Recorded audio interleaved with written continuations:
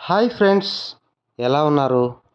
బుద్ధుని జీవితంలోని కథల్లో ఒక అందమైన కథతో ఈరోజు మీ ముందుకు వస్తున్నాను. Welcome back to our channel motivation for life Telugu. బుద్ధుని బోధనల్లో మధ్య మార్గాన్ని మిజ్హిమా నిక్యా అని అంటారు. ఒక అందమైన కథతో ప్రారంభిద్దాం. బుద్ధుని జీవితంలో జరిగిన ఎన్నో అందమైన సంఘటనల్లో ఇది ఒకటి. అప్పటి రోజుల్లో శ్రవస్తి అనే సిరి సంపదలతో తూగే ఒక అందమైన ప్రముఖమైన నగరం ఉండేది. ఆ నగరాన్ని షరోన్ అనే ఒక రాజు పరిపాలిస్తూ ఉండేవాడు. ఆ రాజు తానే గొప్ప, అతనికి అన్నీ తెలుసు అనే అహంభావంతో ఉండేవాడు. అతనిది విపరీత ధోరణి కల మనస్తత్వం. పగలంతా నిద్రపోవడం, రాత్రులు మందు, నృత్యాలు, జూదాలతో ఆనందించేవాడు. బుద్ధుడు అనేక రోజుల పాటు శిష్యులతో కలిసి అక్కడ సంచరిస్తూ ఉండేవాడు. బుద్ధుడు బోధనలు విన్న చాలామంది బుద్ధుడి గురించి రాజుకి చాలా గొప్పగా చెప్పసాగేవారు.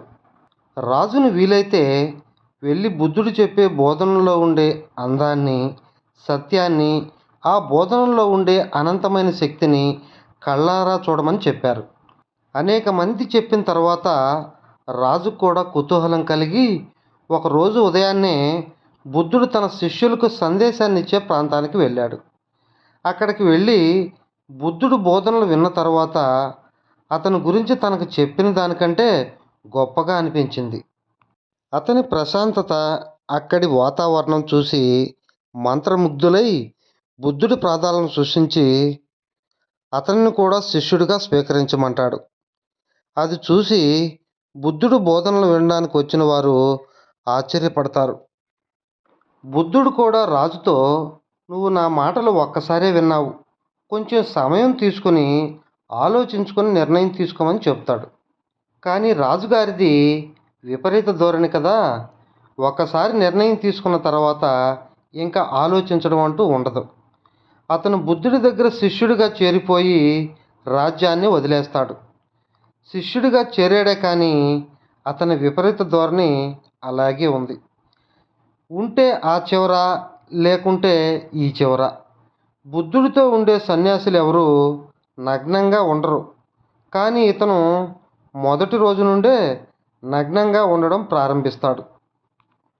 సన్యాసులు ఎందుకు దుస్తులు కూడా ఉండకూడదు అనుకుంటారంటే, మనం అలానే జన్మించాం కాబట్టి అలానే జీవించాలి అనుకుంటారు. ఒంటి మీద దుస్తులు కూడా వాళ్ళకి ఒక బంధనం లాగా అనుకుంటారు. ఇప్పటికీ చాలామంది జైన సన్యాసులు అలాగే సంచరిస్తూ ఉంటారు. వీళ్ళని దిగంబర జైనులు అంటారు. ఈ రాజు కూడా తాను గొప్ప సన్యాసిగా ఉండాలనే భావనలో బుద్ధ సన్యాసులతో కలిసి నగ్నంగా సంచరిస్తుంటాడు. బుద్ధ సన్యాసులు రోజుకు ఒకసారి తింటే ఈ రాజు 2 రోజులకు ఒకసారి తింటాడు. సన్యాసులందరూ రోడ్డు మీద నడుస్తూ ఉంటే ఇతను రోడ్డుకి పక్కన ముళ్ళు, రాళ్ళ మీద నడుస్తుంటాడు. రాజ్యాన్ని వదిలేసి ఇంత కఠినమైన పరిస్థితులను సృష్టించుకొని ఇలాగే సన్యాసిగా కొనసాగించడాన్ని చూసి సన్యాసులందరూ అతన్ని గౌరవించడం ప్రారంభిస్తారు. కానీ బుద్ధుడికి ఇతని విపరీత మనస్తత్వ ధోరణి అర్థమవుతుంది.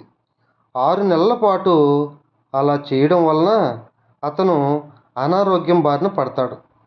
బుద్ధుడు ఈ విషయం తెలుసుకొని అతని దగ్గరికి వెళ్తాడు. బుద్ధుడు అతని దగ్గరికి వెళ్ళిన విషయం తెలుసుకున్న అందరూ ఇతను ఎంతో గొప్ప సన్యాసి అవ్వడం వల్లనే అతన్ని చూడడానికి వెళ్ళాడని భ్రమపడతారు. కానీ బుద్ధుడు ఒక గొప్ప సందేశాన్ని తెలియజెప్పడానికి అక్కడికి వెళ్తాడు. అక్కడికి వెళ్ళిన బుద్ధుడు అతని అనారోగ్యం గురించి అడుగుతాడు. అతనితో ఇలా అంటాడు, నువ్వు రాజుగా ఉన్నప్పుడు సితారా అనే సంగీత వాయిద్యం పైన నీకు గొప్ప కళ ఉందని తెలిసింది, నిజమేనా అంటాడు. దానికి రోషన్ అవును అని చెబుతాడు. మా రాజ్యంలో సితారా అనే సంగీత వాయిద్యం పైన నాకంటే గొప్ప పట్టు ఎవరికీ ఉండేది కాదు అని చెప్తాడు. అప్పుడు బుద్ధుడు సితారా అనే సంగీత వాయిద్య పరికరం గురించి కొన్ని ప్రశ్నలు అడుగుతాడు. మొదటిది, ఆ పరికరం యొక్క తీగలు చాలా గట్టిగా ఉంటే దాని నుండి గొప్ప సంగీతం వస్తుందా అని అడుగుతాడు. దానికి రోషన్, గొప్ప సంగీతమా? తీగలు చాలా గట్టిగా ఉంటే అసలు ఆ పరికరం నుండి సంగీతమే రాదు. ఇంకా ఆ తీగలు తెగిపోయే అవకాశం కూడా ఎక్కువ అని చెప్తాడు. బుద్ధుడి నుండి మరో ప్రశ్న. ఒకవేళ తీగలు చాలా వదులుగా ఉంటే దాని నుండి గొప్ప సంగీతం వస్తుందా అని అడుగుతాడు. దానికి రోషన్, నువ్వేదేదో కొత్త ప్రశ్నలు అడుగుతున్నావు. తీగలు మరీ వదులుగా ఉంటే దానిలో సరైన టెన్షన్ లేక ఎలాంటి సంగీతం రాదు అంటాడు. అప్పుడు బుద్ధుడు, మరి తీగలు ఎలాంటి స్థితిలో ఉంటే దాని నుండి అందమైన సంగీతం వస్తుంది అని అడుగుతాడు. దానికి రోషన్, తీగలు అంత గట్టిగా లేకుండా మరీ వదులుగా లేకుండా మధ్య మార్గంలో మోతాదుతో కూడిన సరైన టెన్షన్ ఉంటేనే గొప్ప సంగీతం వస్తుంది అని చెప్తాడు. బుద్ధుడు అతనితో, నేను అడగాల్సిన ప్రశ్నలు ఇంకేమీ లేవు. నేను నీకు కేవలం కొన్ని విషయాలు గుర్తు చేయడానికి వచ్చాను.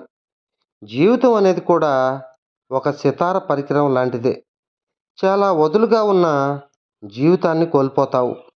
అలాగే చాలా గట్టిగా ఉన్న జీవితం కోల్పోతావు. అంటే దాని అర్థం, ఉంటే ఆ చివర, లేకుంటే ఈ చివర ఉండకూడదు. ఏ చివరలో ఉండడం అయినా చావుతో సమానం. ఆ మధ్య స్థానాన్ని తెలుసుకోవడమే జీవితంలో గొప్ప కళ. అది తెలిసినప్పుడే నీ జీవితం సరైన మార్గంలో నడుస్తుంది. నువ్వు రాజ్యాన్ని పరిపాలించేటప్పుడు చాలా సులభంగా అక్కడున్న భోగభాగ్యాలను అనుభవించావు. ఇప్పుడేమో అన్నీ వదిలేసి కఠినమైన సన్యాసి జీవితాన్ని అనుభవిస్తున్నావు. విఘ్నులు ఎప్పుడూ మధ్య మార్గంలో జీవిస్తారు. అదే గొప్ప జీవితం అని చెప్పి బయలుదేరతాడు. బుద్ధుడి యొక్క గొప్పతనం అంతా అదే.